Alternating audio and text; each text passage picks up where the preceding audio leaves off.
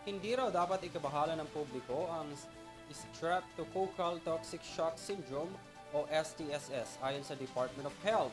Sabi ng DOH, hindi na bago ang naturang bakterya dahil bihira lamang daw itong maitala.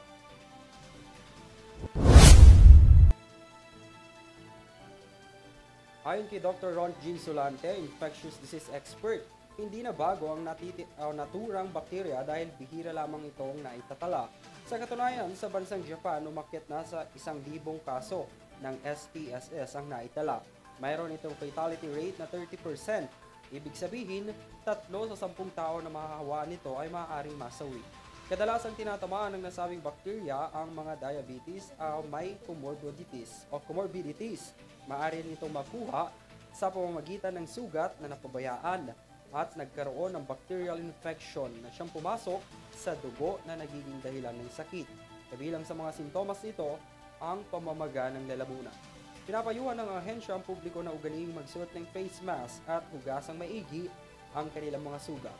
Sa ngayon, sabi ng kagawaran na mas dapat daw pagtuunan ng pansin ang mga sakit na influenza, leptospirosis at dengue cases sa bansa.